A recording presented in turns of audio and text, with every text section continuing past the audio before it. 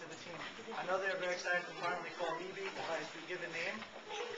Believe me, they took part in many discussions on the naming topic. Although they did have many good suggestions, Ellie and myself ultimately went with what we thought would be appropriate, but we do appreciate their efforts. He's my comfort food. 2 years ago, I read a book called Akiva, and it changed mine and my family's life. It gave me new insight.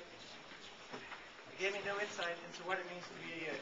The struggles that Rabbi Akiva went through from being a 40-year-old shepherd who couldn't even read the alphabet to becoming the greatest sage of his generation.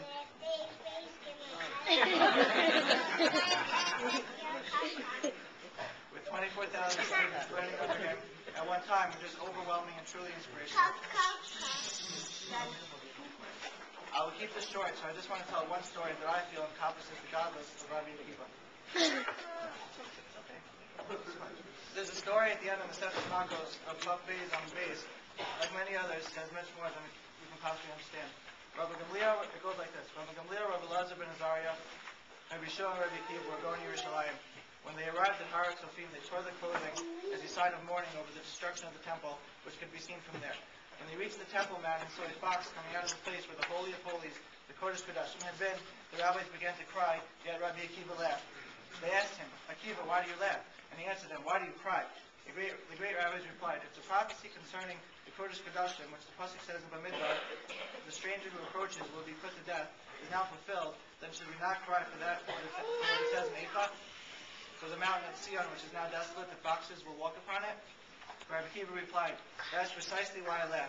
The prophet Uriah prophesied about the time of the first temple in Sefer Milah, saying, because of you, Sion shall be plowed as a field, and Yerushalayim shall become heaps. Zechariah prophesies to Milah as well, there shall still sit old men and old women in the streets of Yerushalayim. Until the prophecy of Uriah was fulfilled, I was very concerned, Rabbi Akiva was very concerned, that the prophecy of Zechariah might not be fulfilled. However, now that he has seen the fulfillment of Uriah's prophecy, it is clear that the prophecy of Zechariah will come to be. Having heard this, they told him, Akiva, you have consoled us. Akiva, you have consoled us. We see from here that among his numerous great attributes, Rabbi Akiva had the power to console. Therefore, Elisheva and I thought it would be appropriate to name our son Akiva Nachman. Nachman from the word Nachama, comfort, because it is brought in the Shulchan Aruch that a boy that is born within the first year of a loss of an immediate family member will bring healing and comfort to console the entire family. As you all know, on the 27th of Kislev, we lost an incredible woman, Ellie's grandmother, Edith Sirota, Edel Bas Esther. It is our hopes and prayers that Akiva Nachman console us as a family and all of Klal Yisrael for our loss. My brother to our little Akiva Nachman, where's he anyway? He's listening to us out there. My brother to our little Akiva Nachman is that he should follow in his namesake's footsteps and continue the work that was started by Rabbi Akiva thousands of years ago. He should be able to bring together Klal Yisrael and bring us back to purity so that we can soon experience the true and final Geulah and the Bias HaMashiach B'Zmanenu. During this period of tremendous miracles, Chodesh Nisan, we should all pray for the ultimate comfort, and we should all experience the coming of Yerushalayim together, praying in the Kodesh Kodashim, the Holy of Holies, as prophesied by Zechariah in Sefer Milah. I just want to take a moment to publicly thank mine and Ellie's parents for all the help that they've given us over the last bunch of years, and especially in the past few months. They have not been easy. Now I also want to take this opportunity to publicly thank my wife, Hazel. She has truly shown all of us how to beat the odds and take on challenges